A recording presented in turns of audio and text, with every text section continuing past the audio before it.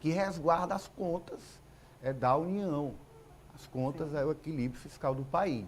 Olha, é nesse clima que amanhã o Senado vota o PERSE, Programa de Retomada do setor de eventos.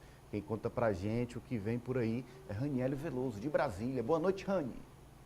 Boa noite, Ananias, a você e a todos que nos acompanham direto de Brasília. Olha, mesmo depois dessa tensão entre o presidente do Senado, Rodrigo Pacheco, e o ministro da Fazenda, Fernando Haddad, troca de acusações entre os ambos, há uma previsão para que o PERSE, aquele programa de ajuda ao setor de eventos, seja votado de fato amanhã. Eu conversei com a senadora Daniela Ribeiro, que é a relatora da proposta no Senado, e ela disse que vai fazer pelo menos 2 modificações. Isso significa que o governo que esperava sancionar esse projeto o mais rápido possível vai ter que esperar, porque deve retornar à Câmara dos Deputados com essas modificações.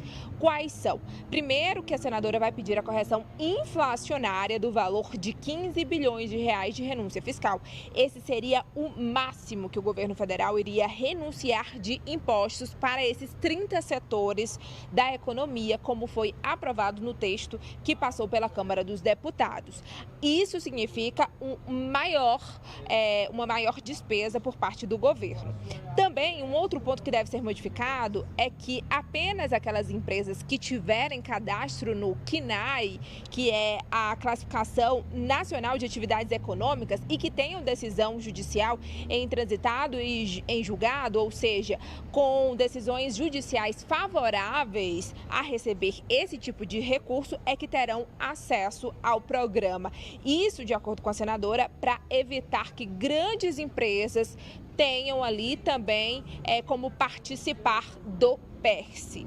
Então, essas são as 2 modificações principais. Ela ainda não protocolou o texto final, mas a gente conseguiu antecipar essa informação. Enquanto isso, a gente espera para saber se de fato o Pacheco vai pautar esse projeto, porque a sessão de amanhã é semipresencial, a semana de feriado na quarta-feira, e, portanto, menos senadores vão estar aqui em Brasília. E também porque é um projeto, nos moldes que está, ajudaria o governo. Será que Pacheco ainda está interessado, depois de dizer que as falas do ministro Fernando Haddad foram desnecessárias em relação a outro tema também polêmico e fiscal, que é a desoneração dos municípios? Pois é, a gente vai ficar por aqui aguardando a reunião de líderes, que pode acontecer, inclusive, a qualquer momento. Boa noite, Ananias.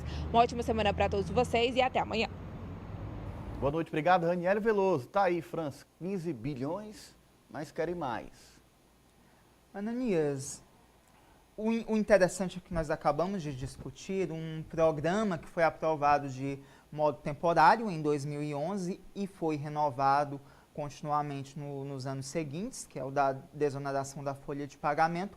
E agora isso está acontecendo também com o PERSE, porque foi essencial em determinado momento, por conta da pandemia da Covid-19, para resguardar empregos, para resguardar esse setor de eventos.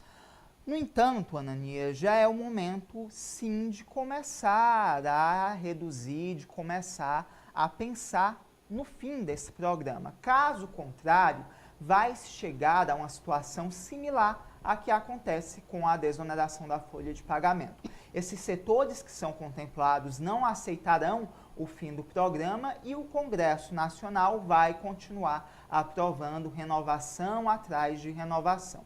Então, na Câmara, pelo menos se reduziu o número de setores contemplados, de atividades contempladas, de 44 para 30 atividades. No entanto, no Senado, e com essa polêmica envolvendo Fernando Haddad e Rodrigo Pacheco, eu não duvidaria que eles novamente aumentassem ainda mais esse valor de 15 bilhões para outro montante e até mesmo o número de itens de setores abarcados pelo PERSE. É uma medida ainda necessária, mas já pode-se começar a pensar sim no fim.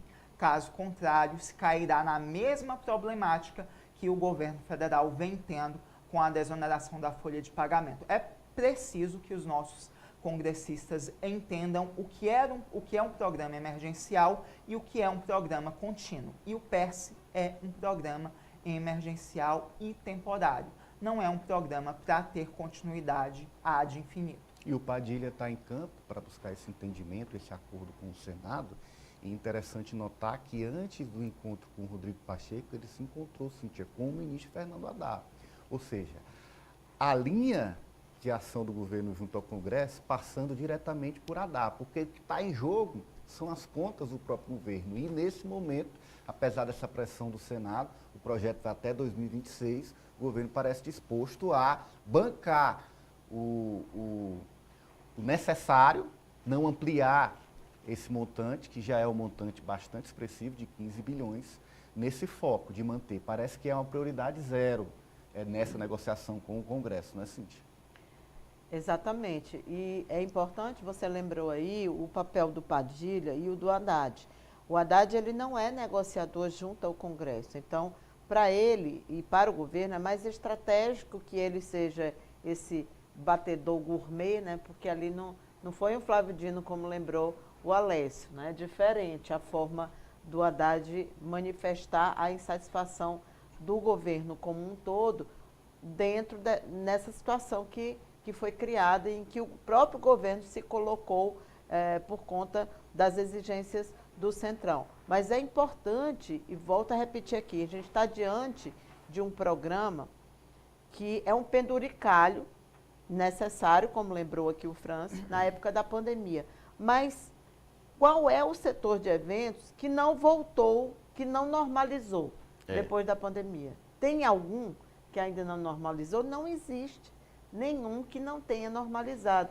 E a função do programa não é compensar pelos anos em que houve o lockdown, em que houve uma retração importante do mercado, que é um mercado que emprega muita gente, é um setor que emprega muita gente, tudo isso a gente sabe. Mas não é possível que o país se sacrifique por conta de uma categoria específica, que não é uma categoria emergencial para o país.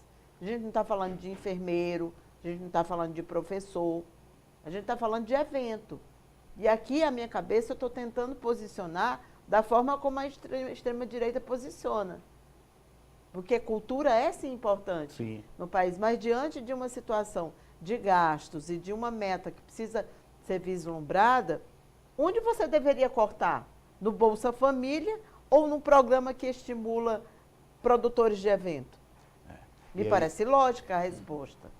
É isso.